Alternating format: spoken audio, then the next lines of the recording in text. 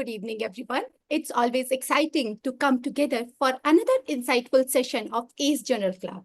Today, we are diving into a topic that challenges the way we think about sperm selection in IVF. Does sperm morphology really matter in normospermic couple? We have traditionally long been relied on total sperm count and motility to decide between ICSI and conventional IVF. But this recent study from human reproduction from November 2024 raises an important question. Should morphology play a bigger role in our decision making? The finding could have significant clinical implications, and we are here to explore them together. So, to officially start the session, I would like to extend a warm welcome to our Vice President of our Academy of Clinical Embryologists, Dr. Gaurav Majumdar, to share his welcome note. May I have his CV, please? Aarti? CV of Dr. Gaurav? Ma'am, actually, he doesn't need any introduction. He is working as a chief embryologist at Institute of Human Reproduction in Sir Gangaram Hospital, Delhi. He is in the field since last 20 years, and he's well known and renowned for his academic excellence. And he's having numerous original research papers into his credit. So over to you, Dr. Gaurav. Right. Thank you very much. My introduction is not needed here. We are all waiting for the journal club. And like we said, I welcome all of you to this much awaited journal club. It's been some time since our last edition. So hopefully we will be able to do more of these activities in the future. And this is a great paper which has been published by the leading Vietnamese group, which also published a paper in Lancet a couple of years ago on this topic of IVF versus ICSI for normozoospermic patients. Now they've again come up with a very valid question where they're investigating the role of morphology now in the deciding factor between IVF or ICSI, and something that we encounter daily in our clinics. So we would love to hear the deliberations now. And I would like to invite the speaker, the person who's going to present this paper, which is Dr. Krishna Chaitanya. And this whole presentation is going to be moderated by Dr. Vijay Mangoli. And I also welcome our discussants, who are Dr. Parshuram Gopinath and Dr. Varsha Samson Roy, who will join in later in then deliberating and discussing the key findings of this paper. So thank you very much for being here, and I hope that it's a very engaging session for everyone. Thank you. Thank you so much, Dr. Gaurav, for setting the stage for the discussion. So over to you, Dr. Krishna. May I have a slide? Sure, I'll just share my screen and then we from. So good evening, everyone. So without much delay, I'll just jump into the journal club that we're going to do today.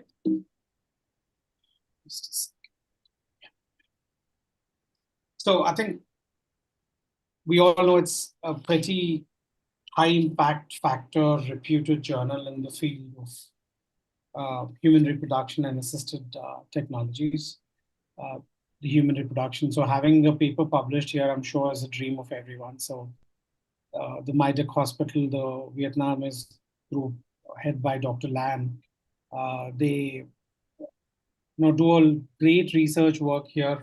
In fact, I've kind of met them. We do some collaborative research work on IVF with them. Great academic initiative at their clinic. So it's lovely to look at their research work. So it was recently published in November of 2024, this paper. So let's just go ahead and see. So I think decades are over. I think, this whole conventional IVF started way back in 1978. 4 decades have passed. ICSI came, 3 decades have passed. But I think, we still are struggling to see where do we actually apply it? And are there any threats, risk factors? I think this question keeps coming up.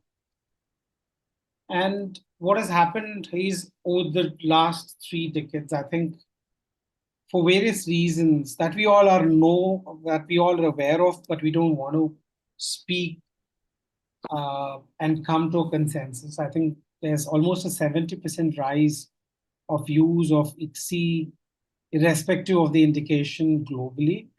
And I wouldn't shy off and feel ashamed to say, unfortunately, India is almost 100% ICSI country. So severe male factor, I'm sure ICSI is a blessing in disguise. We all know in azoospermics and cryptozoospermics, a self-gamete conception has been possible only because of ICSI. Fantastic. But over the years, for, you call it a greed, or I don't know what adjective to use, but we just want to do ICSI for everyone, irrespective of the literature, trying to show that when there is no male factor, I don't really think ICSI is benefiting and improving the outcomes. And we all know these are the various non-male factor indications where ICSI has been extensively practiced. So let's quickly just take a step back and see what are our fears with conventional IVF. Why is that we all are forced to do only ICSI? I think the greatest fear is, what if there is a total failed fertilization or poor fertilization in a private practice in a country like India, where patient is paying from pocket? I think clinicians are a little concerned. How do we tell them? This is going to backfire to our business. So do we really tell them or not tell them? And then there's this little myth that, oh, you know what, IVF probably might not give the best embryo development because ICSI, you've picked the best sperm, you've put it directly into the cytoplasm, better fertilization, better embryo formation rates, and lesser cycle cancellations with ICSI. So let's not do conventional ICSI. But the last point, I think let's today say it loud. I'm probably not talking about Dr. Varsha and Dr. Vijay Mangoli. I think good old times, I'm sure they have extensively done conventional IVF. But let's say post-COVID, most of the newcomers who are coming have barely done IVF. That's because of poor awareness. We surrounded by these fear factors, and we just don't want to do that. We all have become pro-ICSI, but trust me, we take an exam on IVF, I think most of us are not going to fare well. So I feel this is a fantastic paper. Journal Club to ek bahana hai, magar I think getting to relook into this wonderful invention. Thank you, Ace and Manisha, for letting me take this up. I think for me, it was a deja vu moment. A lot of revision, because I'm also a part of this game. I think I'm forced to be an all ICSI person. But let's make a difference. Let's Ace take this initiative of spreading the confidence that conventional IVF in the present day for non-male factor is still a fantastic intervention. So this was from the ASRM, and in 2021, it gave a committee opinion, a good guideline practice. Let me bring to your attention, 2012 was the first document. And then in 2021, almost 8-9 years, they gave up another opinion where they totally said that ICSI for known male factor infertility wouldn't benefit at all. And it's just not ASRM. We've had Lance paper where this RCT that we're discussing today, the first portion was done and published in 2021 in Lancet then, where they said that people with normal sperm count and motility wouldn't benefit when you're doing ICSI. So post ASRM giving this, I'm sure Lance Group said this was a relevant RCT to do. And I think there you go. They really showed the world that it wasn't of much benefit doing ICSI in patients with normozoospermia.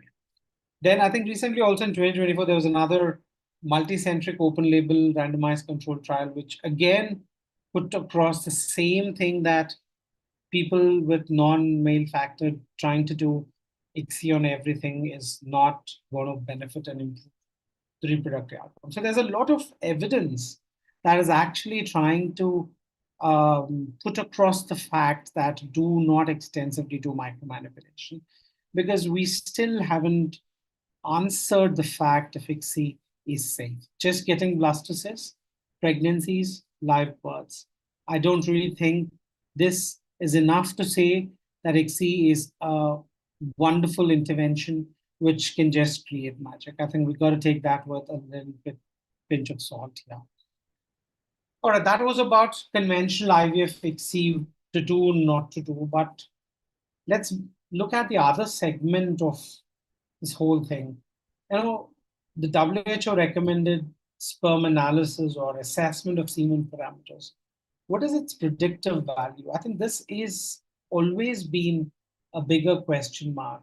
We all know the gold standard in the journey is to get a semen analysis, a basic semen analysis as recommended by the World Health Organization. But we're getting an analysis done and we probably end up doing ICSI. Have we come to a point to say that a semen analysis doesn't predict anything in terms of success for an assisted reproductive cycle? So this was this lovely paper where almost 22,000 cycles have been looked in. And you know what this paper idly said, that it was more of the sperm motility which was helping us predict pregnancies and live birth. And they said sperm morphology also did predict, and a cutoff of 5.5, where I think the WHO is taking a 4% strict criteria as cutoff. This paper put across 5.5. But the point it was bringing across is, I think the basic semen parameters do have a predictive value. But are we really wanting to look at it? Are we reading in between the lines of a semen analysis report? And do you have the time to sit and counsel and convince your patients that, you know, we should be retaining the role of nature? It's nice that technology is advanced, but do we put everything into the patient's basket? I think that's the discussion point for us through this journal club today. Now, I think this paper specifically is wanting to see if morphology can be a predictor which can tell us what the success of a conventional IVF, as in the journal club paper, what we do today. So let's now look at what has been the attempts of research in the past with just the morphology or teratospermia. And there are several studies which have looked in the role for sperm morphology. And both these studies that I'm showing, which have been recent publications, did say that sperm morphology has a limited diagnostic and a prognostic value. So, you know, what are the reasons behind it? Have we come to a consensus and conclusion to say that sperm morphology absolutely has got no role? Then why are we doing this? We have read, we as embryologists at ICSI have seen, you know, if you're injecting a pinhead or a very tapered head, a head with some abnormality, you put that into the oocyte, and we haven't seen a fertilization or a good embryo forming out of that. So I don't really think that not looking at sperm morphology is a great idea, but what prognostic and diagnostic value it has, and this paper is questioning that thing. So with that background, I think it's very important for us to do further research and understand. But just for everybody's understanding, I thought it would be nice to summarize these things. I think traditionally, or even now, we all look at the total motile sperm concentration, which is the TMSE. After you've done a sperm prep, we want to see what proportion of your sample is completely motile. And this is what is getting involved. And based on people's experience and the published literature, an IUI can be done when you have a TMSE of 5 to 10 millions. An IVF is possible when you have a TMSE of 1 to 5 million. And anything less than 1 million TMSE, that is when we are ideally supposed to be doing. So if you do a trial sperm prep, and if you have a total motile sperm concentration somewhere in between 1 to 5, that is 2 or 3 TMSEs, I think still doing a conventional IVF probably holds good.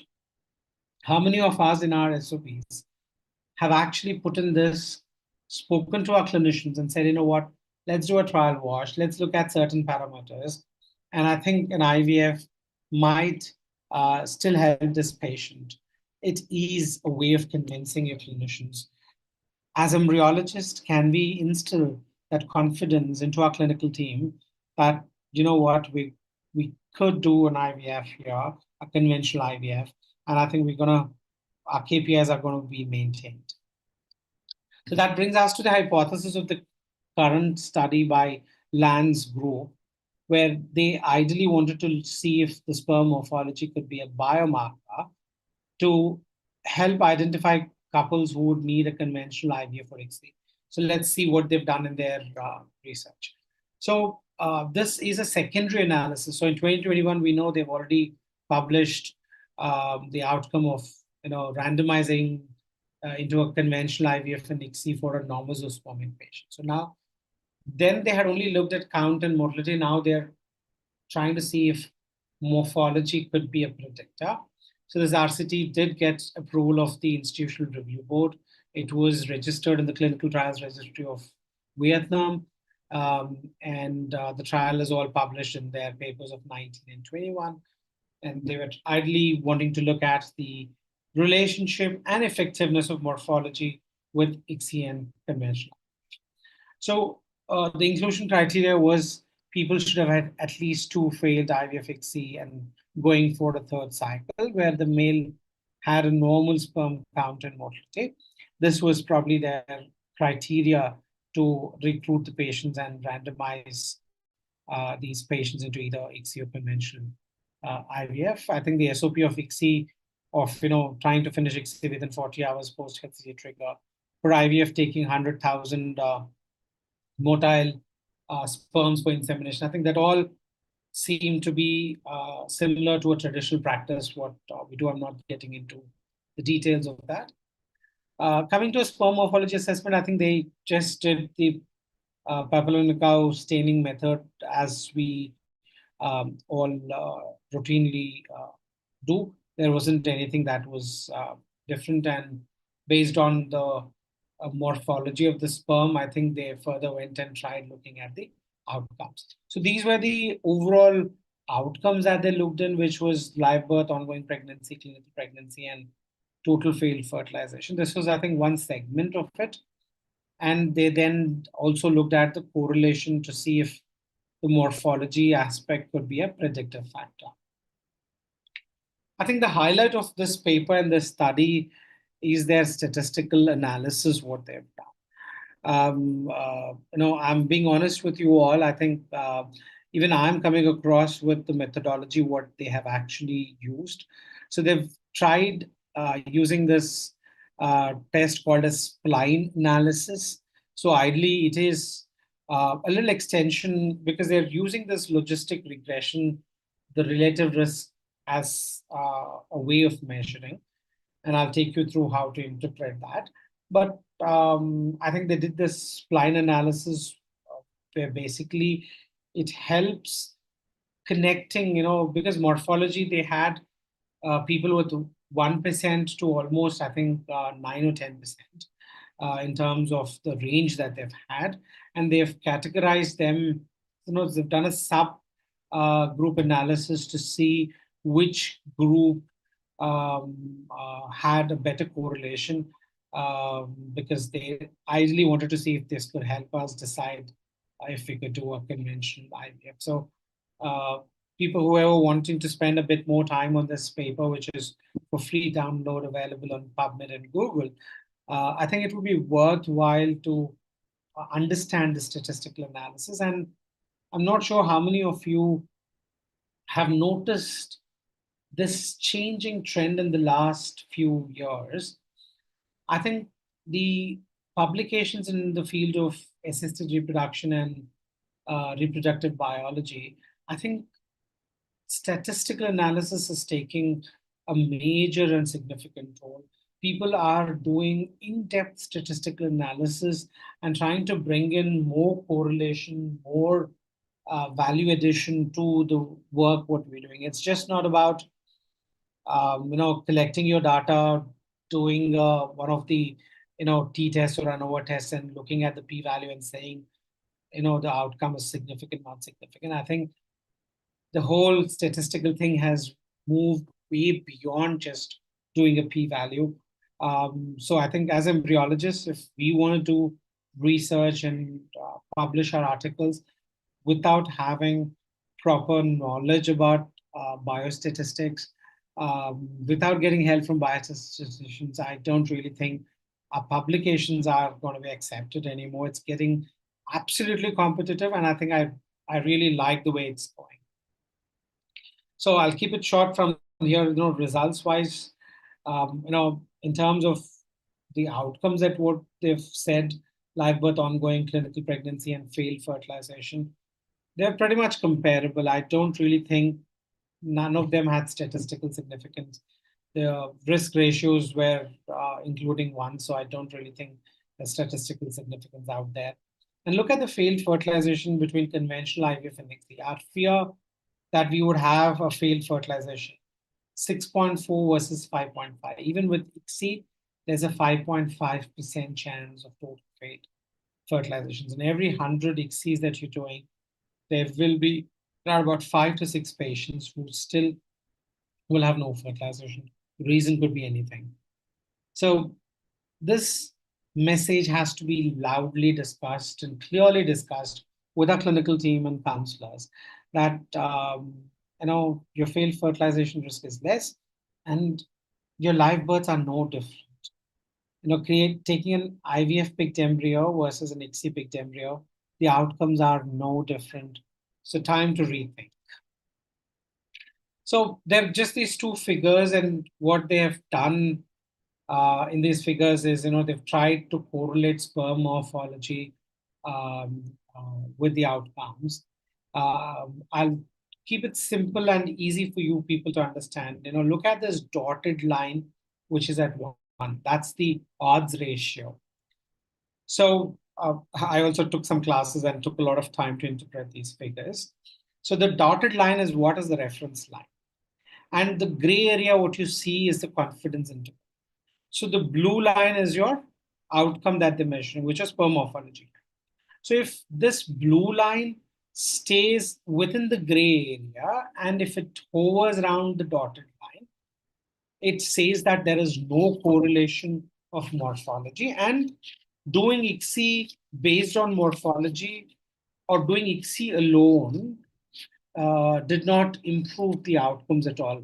That's what this image actually interprets. And then they went ahead and wanted to see if sperm morphology was affecting clinical pregnancy or failed fertilization, ongoing pregnancy, live birth. Again, it made no difference. For the conclusion overall, I think neither figure 2 or 3 provided evidence that ICSI led to a better pregnancy or live birth rates over conventional IVF at different morphological levels. The graphical results align with statistical analysis, and no significant interaction was seen between the sperm's morphology and the success of the treatment in all those 4 categories. So they say, what is their recommendation at the end after doing this secondary analysis of their RCT? That a conventional IVF probably should be the first choice for couples with normal sperm count and mortality. ICSI should be considered only in specific cases. You like PGT or use of inomycin, which is artificial oocyte activation, or microfluidics, TISA. We're doing this for specific indications. Just because, for example, in the present day, there's so much of microfluidics we all are using. It sounds to be easy and fancy.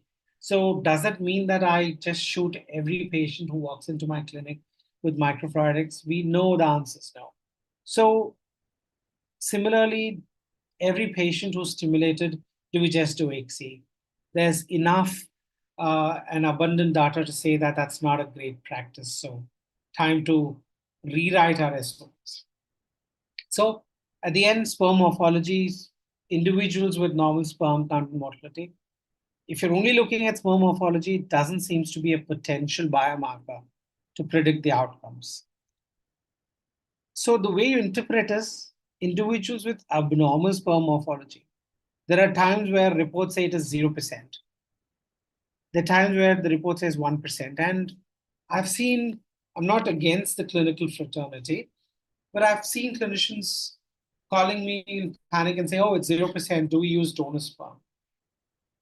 Let's not run away. Let's not ignore the fact that technically, when we're doing a morphological assessment, even if you're doing a CASA system, an automated system, I think manually we're counting 100 cells, and a CASA would maximum count 5,000 cells.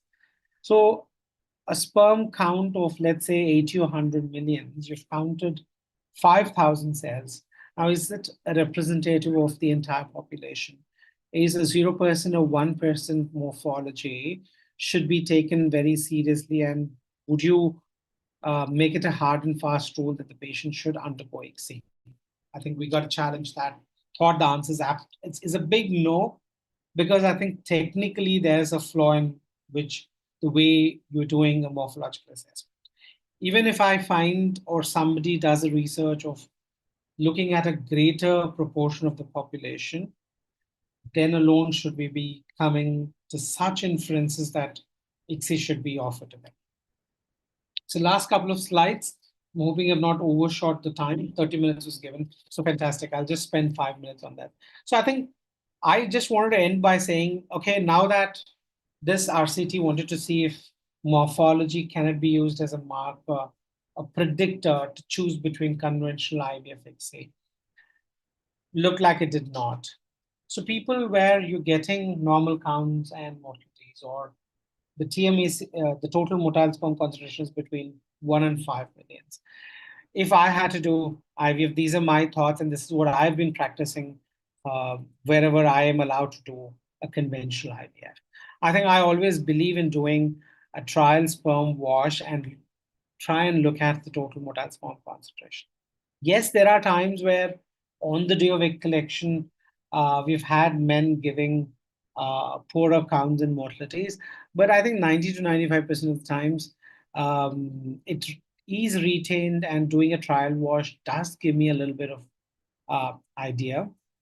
And we also try and keep the sample put in FERT media in a gassed incubator, and we do a 24-hour sperm motility survival assay to see how many sperms are retaining their progressive motility. There are papers which have said a 50% of progressive motility at the end of 24 hours when you do a sperm functional survival assay is a good indicator. It's a good prognostic factor. So we do a little bit of trial wash. I believe in doing a semen culture and putting them on a course of antibiotics, which should be for 3 weeks. You cannot be, I'm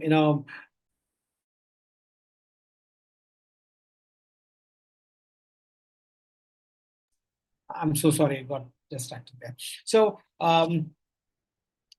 because, the other concern has been there could be contamination of your culture dish if you have not washed properly, or there's infection in the seminal plasma.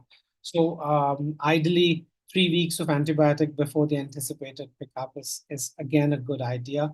Will it really help? Well, I'm not trying to put across any consensus or published literature here. We spoke about the sperm survival assay, which could be a guide. I usually believe in trimming the cumulus at egg collection. You've got to be quick here. Again, beginners who are still learning to do egg collection, I don't think is a great idea to attempt doing this, because you're changing the pH and osmolarity. The spindle of the eggs will get damaged if the temperature loss is below 35 degrees for a long period. So don't do that. But if you're experienced and if you're quick, what I do is, the moment I pick the cumulus complexes, I try to trim the cumulus and reduce the density, because if you have a very dense cumulus mass, when you do the IVF insemination, sometimes it actually seeds to the plate. Picking your eggs becomes a little challenging, so I believe in trimming them. And of course, remove blood clots because they are a potential source of reactive oxygen species. I always process the semen, the final pellet, in fertilization media and not sperm wash or heat-based buffer, because if you're putting even 5 or 10 microliters of heat-based buffer, it will change your pH. So make sure your final prep is in fert media, and I leave it in Herocell incubator or a gassed incubator for swimmer for 30 minutes, and then I take the final concentration. I make sure it's 100,000 TMSA. And I usually take 5 COCs max and 1 4-well nung, and I inseminate them. So this is what ideally we do in our practice. There's short and long insemination. Again, I believe in doing a 4-hour short insemination. So around 10 or 11ish, I put the required amount of sperm and eggs together. I come back in 4 hours, and I look for how good is the cumulus dispersion, how good is the progressive motility retained in this sample. If it's all good, then I just go pick the eggs, because by then most of the cumulus is all removed and dispersed. You just have 1 or 2 layers of cumulus left and a lot of sperms attached to the zona. I gently just pick those eggs and I put it in a fresh well, because again, the so-called disadvantage or limitation of a long insemination, which is you put everything, you come back at 18th hour and you look for fert and you pick the eggs. Your sperm cell itself is a source of reactive oxygen species, and it can have detrimental effect. And leaving the egg, sperm, everything in one well for 18 hours, I have the seeding of the cumulus cells. It forms a nice layer of cells, and you're trying to pluck your eggs, and it forms a tent. And it is not easy to actually pluck your eggs from there. So over the years, I think I've moved to do a short insemination. And I've very, very seldomly had a failed fertilization or an abnormal fertilization. It fantastically works well. And that's in practice. And you look at all of these things and you go ahead. So the last slide for this is that, thanks to Vienna, which put across, I think we need to keep our expectations realistic. Just because somewhere in a conference you've met a friend and somebody has said, what, we consistently have 98% fertilizations, or we've had 0 failed fertilizations, or our blastocyst rates are 80%. You come back and you're getting pretty worked up and depressed that you're not having that. Look at what the world says. You got to look at data which is either at least 1 quarter. There are months where we all know sometimes you get 100% blasts or get 20% blasts. I don't think we should either celebrate or kill ourselves. Look at a quarter, 6 monthly, annually. Look at the averages. And if your averages are showing something like this in terms of the Vienna consensus, I think first is pat yourself. You've done a great job. There's always a room to improve. I'm not saying you get a blast of 50% because Vienna says 40% is your competency rate. Not going to 60% is not required. And it's always good to keep marching forward. But since you at least have given a 50%, I think the whole thing seems to be under control. I think that's the way we all should actually be looking at it. With that, I think I end my presentation. Thank you so much for this opportunity. And now I think we'll get the senior people to put some light and add more insights and help us with this. Thank you. So much, Dr. Krishna, for such a wonderful and insightful presentation you are known for. So now it's my pleasure to invite our moderator, who himself is a trailblazer in the field of embryology, who has done more IVF cases, I believe, than ICSI cases. So having Vijay sir, Dr. Vijay Mangoli sir with us, it's a privilege to discuss this topic, and he'll be moderating, and with him, Dr. Parasuram Gopinath and Dr. Varsha Roy ma'am will be there to discuss the finding of this paper. All 3 names are very well renowned in our field, but just one liner, Dr. Parasuram, he is Dr. Parasuram and Dr. Varsha ma'am both are very unique combination of a very good clinician as well as equally sharp embryologist. So Dr. Parasuram is heading SIMAR Kochi, and he is associated to so many other organizations as well. And Dr. Varsha madam, she is heading Baby Shore in Bangalore. So over to you, Vijay sir, Parshu sir, and Varsha ma'am.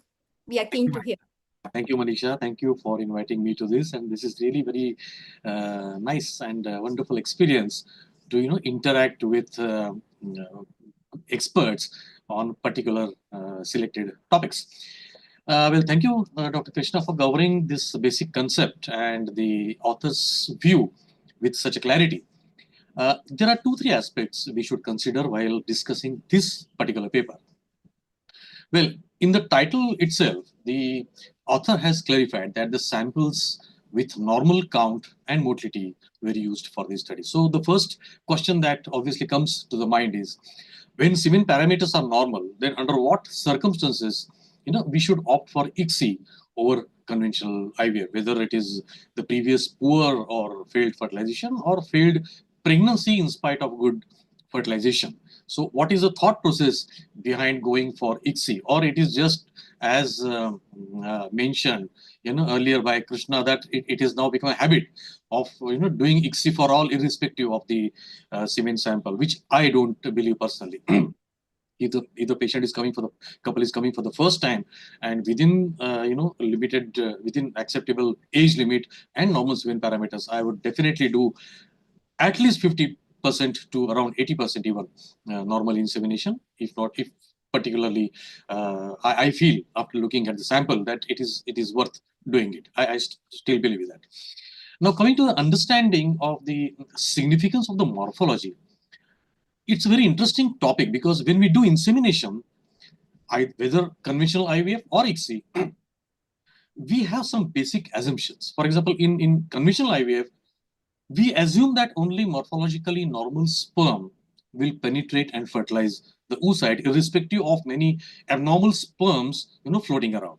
And we obviously don't have any control over that in conventional IVF. When we perform ICSI, at that time we assume that there is a direct correlation between morphological normalcy and chromosomal normalcy.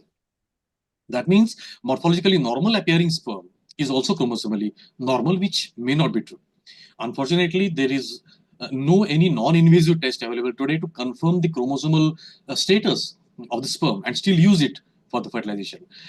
Plus, out of various types of abnormalities in the sperm, we don't know which type of abnormality is responsible for the chromosomal abnormality, whether it is tail, whether it is midpiece, whether it is head, or if you have a combination of abnormalities, then there will be chromosomal abnormality. Now, these aspects are not studied systematically, and hence they remain unpublished. So it will be very interesting to know what the author has to say while selecting morphologically normal sperm, under which circumstances the abnormal sperm can be used, and what is the outcome in various situations. And in the first place, whether morphological normalcy has any role in deciding the pregnancy outcome. Because I have not come across any animal study, forget about the human study, where sibling oocytes were intentionally inseminated through ICSI using both normal and abnormal sperm, and their embryogenesis is studied for the blastocyst formation and subsequent their ploidy status. So I request now our experts, Dr. Parshuram and Dr. Varsha, to elaborate their views on these aspects. Dr. Parshuram, what do you think about these aspects? Thank you, sir. I think it was quite interesting, actually, listening to this whole idea, or probably the whole concept that we, as while we were growing up, the whole importance of what sperm morphology was, how it was important for fertilization and all those things. So I, like I said, being partly a clinician also, I think it brings back to the fact that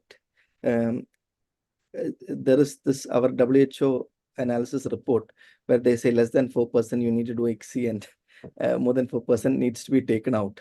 That particular parameter and the inference that is written has to be taken out. And what is another very interesting aspect is what I feel when we are seeing something like this, that is why even with poor morphology, you have fertilization and you have embryo formation.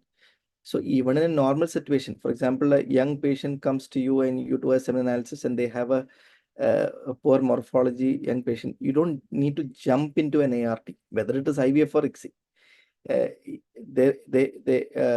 As long as your fertilization, you say, even with poor morphology, we are proving here that the fertilization is happening. So probably we should give them time, even with poor morphology, to conceive naturally. If all the female parameters are normal, is probably at one point of time where we decide that these people need to go for an IVF ICSI. Yes, probably we can still go get away with just an IVF, but even to reach there, probably we can give them enough and more time for normal conception, even with a semen sample having very poor morphology. So probably these kind of studies probably might give us more confidence in talking to our patients, because that's what they always ask us: sperm morphology normal, will I have abnormal children? Is probably one of the first questions that they ask. Then coming to this particular study per se, there are a few things which kind of I thought should also be discussed. I do not understand the fact that they had taken patients with 2 previous failures. Why actually? What was the whole logic in taking patients with 2 IVF failures? And with 2 IVF failures, they did an IVF and they got 35% take-home baby rate, which is as good as normal. So as your first time IVF pregnancy, so what did they achieve in that third cycle? Or what today, even with 2 IVF failures, people do PGT, they all the additional parameters. We even talk about saying that we need to add a new extra this thing. So was there any logic in this, or is it something that we should take it with a pinch of salt as to which is that it's 2 failures, the third time you just do a general IVF and everything is well and hearty, everything is done. So that is something that we need to think of.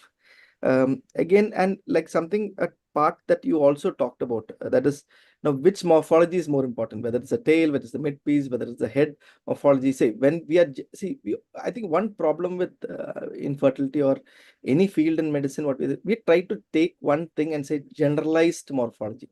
Now if in this group of people, most of the people are having some kind of, it's only a tail morphology that is an issue, or if it's only a mid-piece morphology, there's no head morphology, the percentage of patients. So probably I think, like what sir was saying, that we should always understand probably which of these morphologies is more significant and probably can affect or change the way we treat them depending upon the abnormal morphology in that particular patient is there. Because I still remember there was this when this I think when we used to have that Dr. Daniel Franklin used to do the workshops. I had once asked him, say, when we have multiple abnormal, see, when you're having a normal sperm, it's fine. When you are having multiple abnormal sperms, which is the least abnormal sperm that I can choose from? He said, he told me, I really don't have an answer. Probably yes, avoid the head, something with the least amount of, or something having less abnormality, pick them up. Probably it makes sense. But then whether it is which morphology in this is going to actually have an impact on your implantation, I think probably we should look at it from that point of view, and probably our study should focus on those kind of things. So these are my inputs from the talk. Absolutely true, Parsuram. It is as you rightly said that in case of severe teratospermia, when we do the ICSI, then it becomes really a question that how much do we really know about the correlation of the abnormality and its capability to form the embryo, the fertilization, and the embryo part of it. And why we think it. This type of study I have not come across in even animals. that, it is very true that unfortunately we cannot test it and then use it for the fertilization. But there is no even general study which is done in even animals where we get around 40, 50, 60, 80 eggs, that, those sibling oocytes you just divide into two parts and then systematically, study that few using the normal sperm and few using only heads abnormality, few using only midpiece abnormality. Because practically speaking, when we inject the sperm at that time, the contribution from the organelle point of view, by the sperm is a centriole. Other than that, there are very few negligible aspects that is contributed by the sperm as such, apart from the DNA material. It is the ooplasm and the organelles that carries the whole thing further. So it is very important aspect. Dr. Varsha, what is your opinion about it? So thank you so much, Krishna, for simplifying such a complicated, statistically such a diverse and advanced paper. You really refined it to a stage where all of us who do not understand statistics could understand the meaning of this paper. So thank you for doing that. Few points here. One, I think the impression of the paper should not be generalized. Like Parsu said, why is it that they have picked up a population where two or less number of IVF cycles were done? And I think probably the reason to that would be Parsu. I think this particular clinic in Vietnam, they do a lot of IVF. They are majority IVF cycles, and unless there are previous two failed cycles, probably they do not attempt ICSI, is my understanding. That could be one of the factor. But I think if we look at the way morphology, sperm morphology has evolved from the first edition of WHO to the most latest. I think in 1980 or 81, 82 was the first edition, and how morphology was assessed, and they call it the liberal approach, wherein unless there was an obvious abnormality to the sperm was considered normal. That was how the morphology was assessed. And the normal cutoff or threshold was around, I think, 80%, right? From 1980, where this was the definition of sperm morphology, coming today where, we have it refined by the strict criteria, where we're looking at even the width, and the length of the head, and, every small inch of the sperm is analyzed, and then we call it normal or abnormal. And we've come to a stage where we say for 4%. So that 80%, which was a cutoff earlier, has now come to 4%. And we could debate about this because this is a huge, range that we see from 1980 to 2025, coming from 80% as normal to now saying 4%. So one, that is something we need to think about. Second, sperm morphology per se, we all know there is a huge inter and intrapersonal variation, right? Standardizing morphology, even by internal or external QC, is an extremely tedious process. I don't know if you all would have read this, that, though the WHO mentions there are different type of methods by which we could look at sperm morphology.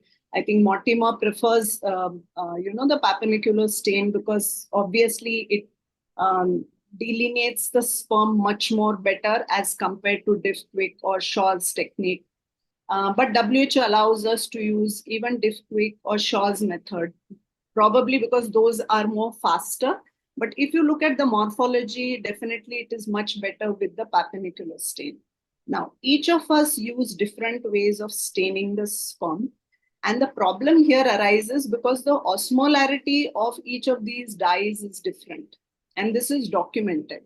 So what it does is, now when you're looking at the sperm, you're using a dye of this different osmolarity, either it's going to cause the sperm head to swell or shrink. And probably that makes a difference when you look at the sperm morphology. And this is something interesting which we should probably keep at the back of our minds when we talk about sperm morphology. Can we generalize the conclusion of this paper? Probably not, as the author himself mentions in the limitations of the paper. One, I don't know, because I think in the study, they did the morphology during the first consultations, and the morphology was not done on the day of pickup. But all of us know that probably it wouldn't vary much. Okay, so that's an assumption we make. So these are few lacunae there. I don't know whether it makes a difference. I would not believe it would make a difference if you've done a morphology maybe a month or two earlier and on the day. Of course, count motility may vary significantly, but morphology, I doubt it would. But the kind of staining method we use, the kind of standardization we have, because if you see, the paper says their median was 3%. There are papers which suggest that a median of 5%, you're safe in doing an IVF or opting for an ICSI. WHO earlier said 15% is the median. So there is a huge variation in the way we're interpreting sperm morphology. That is probably, the bigger part of it. Also, to add to the problem is something that is the teratozoosphermia index. I really don't understand the value of doing a TZI. I have never done it. So today, when we're debating the value of, is sperm morphology important, and when I looked up, there are very, very few papers who've looked at actually TZI. So let's not complicate morphology too much. Practically, what I agree what Krishna said, that out of the million, we're looking at 100 or 200 sperm and making an impression. Making an impression of 0% is something I would dread to make. I really would not ever make unless it's a total globozoospermia where you're confidently saying a morphology of 0%. So that is something we all need to practically keep it at the back of our mind when we do morphology assessment. Another point, I think Krishna mentioned the way he does, the precautions he takes while while doing an conventional IVF insemination. I agree to that to a large extent. However, I think a brief insemination is something that will help us reduce the ROS also. Krishna says 4 hours. We've done it for 2 hours and we've been equally good with the fertilization. So maybe, brief insemination is a better way to reduce the ROS.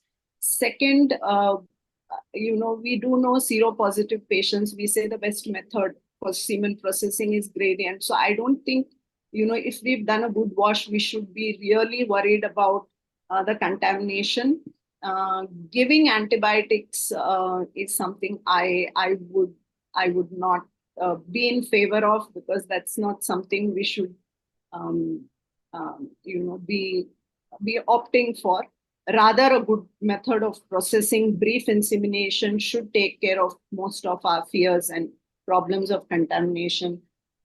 So, yeah, in a nutshell, I think the authors of the paper have been very bold and adventurous in looking at, and probably concluding that morphology does not impact the method of insemination and the outcomes as far as live birth rate is concerned, which is reassuring. But also, I think we need to standardize the way we do our morphology. Thank you, Varsha, for such nicely thoughtful remarks, and I agree to that. Although these people have concluded, the authors have concluded that they are not very sure of whether this morphology really affects the outcome of the process, IVF process as such, in terms of whether fertilization or the pregnancy rate or the live birth rate, as they have mentioned, and Krishna has nicely explained it to us. So we should really take it with a sort of pinch that these aspects are to be still to be studied in detail, considering various other aspects as well, considering different kinds of morphologies, and considering their role in deciding or their capabilities in fertilization to the embryogenesis to the blastocyst formation and now to the PGT level, whether they are capable of producing implantable blastocysts or not. So thank you very much, both of you, for covering this topic very interestingly and very nicely scientifically. Over to you, Manisha. Thank you. Thank you so much, sir, and both the discussant, Dr. Pasu and Dr. Varsha ma'am, for your valuable insight. This has been a truly engaging session and discussions shedding light on an important aspect of IVF decision making. Definitely, we are actually still working towards it, and we need to do more about it. Now, to wrap up the session with final thoughts, I would like to invite Dr. Deva in. Dr. Rajvi ma'am, would you like to say I would something? like to, I would surely like to say something. First and foremost, it's, there's a full house here and many more on YouTube. And we generally keep saying the young generation only wants to do ICSI. Here, there are a lot of people here wanting to know whether we can do IVF also, I presume. Second thing, coming from a generation for nearly 12 to 13 years of my career, we did only IVF. So we knew that all these concerns about IVF of total fertilization failure, and we see the data here that it was no different. So it takes over. Contamination, like I said, it's all because of handling. And I think we can take care of it. And it's time, like what Krishna started with, that we need to be cautious. So this, the aspect about morphology of this paper is one thing, but the aspect that you can consider conventional IVF without compromising results and get over the fear that we may not have enough embryos or pregnancies is something which is heartwarming. And the morphology is a totally different thing. I think more than morphology, the WHO has made such strict criteria that everything goes under that. We are not able to really assess it. So with all due respect to WHO, I think they have flawed here in making it so strict. So if we break down, and the same WHO data, when they broke it up into, the borderlines being not abnormal, but normal, you come to a range of 30-35%. Then you have something between 25 or 35 or 40. It makes it possible to get some better idea of judging morphology. So I think instead of discarding morphology, we need to really understand morphology better, like all Vijay, Parsu, and Varsha have said. So I think it was a very good journal club, and I'm glad we selected it when we were discussing. And I think the consensus was we do this, and it has been great. So thank you on behalf of Krishna, Parsu, Varsha, Vijay, and over to you, Manisha. So glad to see people going back to little more towards nature. Thanks, Rajvi. One thing I would like to tell you here is that everyone is talking about the WHO and the values that it has mentioned. But the basic thing that we have to keep in mind is that WHO has, defined all these values for the natural conception. These values are not for the ART. So we have to look at them from a total different perspective when we consider the ART. There has to be the cutoff values for ART are totally different than for the natural conception. So and that these are, some not even nature, super conceptions, super fertile men. First 3 years, 3 months of living with their partners, and first trimester of pregnancy. By infertility, also we don't define till a year. So I mean, you're absolutely right. I don't know whether you remember, Vijay, but there was an ICMR manual with Indian values based on few thousand samples analyzed in India for infertile couples, and they had a different values. And maybe it's time to relook at Indian data with so many clinics. I remember it very well because I used it during initial days for all the acrosome. It was very nicely given there. I very nicely remember it. That's true. And since you all are here, I would like to take up a question put it by Dr. Swashini Dorothy. She wanted to ask, how should we take CASA or auto semen analyzers, teratozoosphermia percentage? They are not even using staining methods. So what is your take about that, all the experts? Now we are using auto semen analyzers very frequently in our lab. and they are giving all the analysis and all the things about teratospermia without staining. So it is a very valid question. So whether we should take it or we should take it with a pinch of salt. See, the thing is that I have not used it, but what I know from the data and the published paper is that these kind of semen analysis are done by the machine, by the computers, based upon the normal and abnormal values fed to it. So it just combines. It is like the machine combines whether the particular sperm is fitting into that particular criteria or not. So depending upon that, it says. But it will never tell you that you should not use this particular sperm for insemination or something like that. It is just idea that how much it deviates from the normalcy. So it is entirely up to us, to decide whether these kinds of. So second thing is that whatever CASA is giving it to you, that is of the particular population. It will not give you any information about selecting a particular sperm. Of course. So since we are discussing that morphology is not that important biomarker, so should we look at this side of these reports, or should we simply omit them and go ahead with our selection based upon mortality?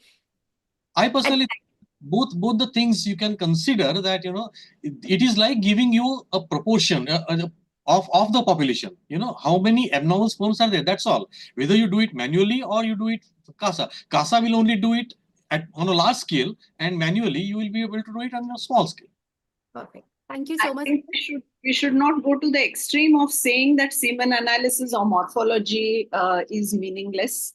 Let's not conclude on that. It does have value, but yeah. Can be a biomarker for selecting IVF or. See, Yes. as we said, it is not a biomarker. We cannot taste a sperm and then use it for the insemination. So it is only morphology, and we are not yet sure that morphologically abnormal definitely means incapability of that sperm to form the blastocyst.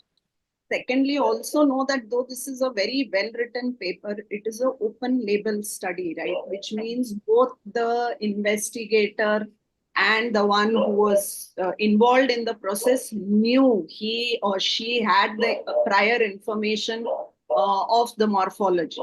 So that is something that we also need to keep at the back of our mind, not taking away any credit from the paper, but yeah, just that we should also be aware that yeah, there are some small details that we need to look into when we look into literature as well. I think the take-home message is please don't ignore morphology. Maybe it's time for us to redefine morphology on different categories and applications. And let's not say semen analysis is unimportant. It's just that we need to do much more to define. But I think the focus is to think about IVF, conventional IVF also. I think that's what is the take-home message that possibly comes from everybody. Don't be too strict on the morphology. Yeah. Don't overemphasize. Yes. The 0% morphologies are highly questionable. So it's a very I don't know, it's a very vague or controversial question that I'm going to ask. I don't know how many probably who are doing a lot of visiting embryologists probably will have an answer. Because there was a time when, like, obviously I work in Kerala, southmost part of India, and used to end up doing a lot of ICSIs. I used to also work in like as a part-time in Delhi. I think one thing that I always felt is there should be excellent sperms in the north. Like the morphological sperms are like too good. I used to wonder that, oh my God, so many nice good sperms. Like see, I'm not saying very very specifically, but a generalized this thing was always we used to end up I don't know whether it's something to do with the temperature, something to do with whatever it is. I had that feeling. I don't know whether it is actually relevant also, but it was a very interesting finding which I felt. I don't know, people have that kind of an experience, especially people who have worked in different parts of India and So again, I don't know validating if Dr. you have Rajveer's felt thought that something we need similar. to have our own semen analysis reports or a semen analysis criteria or standards rather than looking at WHO. We should be having our Indian standards based on different climatic zone and other segregation parameters. Wonderful discussion. So after this such insightful discussion session, I would like to invite our colleague, Dr. Devin Patel, to formally conclude this session with his vote of thanks. So over to you, Dr. Devin. Dr. Devin, are you there? I can see you. You have to unmute yourself. You're muted. Okay. Ah. So, first I would like to thank our presenter for today, Dr. Krishna, for such a elaborated and detailed discussion on the paper. Then secondly, I would like to thank our moderator, Dr. Vijay Mangoli sir, and our discussants, Dr. Parsu sir and Varsha ma'am, and also Dr. Manisha and Rajvi ma'am for choosing this particular topic for us. So I think as she already told, this has given the confidence to all the embryologists to at least initiate or start IVF in their own labs where the morphology and the count is normal. So I think this has given a good confidence to all the new embryologists also. And finally, I would like to thank ACE also for bringing such kind of papers and bringing such kind of discussions where we are people are giving a thought process to what to analyze, how to analyze the paper, and regarding as Dr. Krishna told, we should understand the statistics also. So I would like to thank ACE also for that. And finally, to all the delegates who has joined us for this presentation. Thank you all. I'll be joining you, Devin, to convey thanks to our backend team as well. They did a great job. And I would like to say to our audience that we have more and more programs coming up on these lines. And we have started our YouTube channel as well. So please like, share, and subscribe. And also who have missed watching this program, they can watch it on our YouTube link. We'll be sharing it shortly. Thank you so much, everyone. It was wonderful being with you all. Looking forward to the next session. Thank you for your time and support.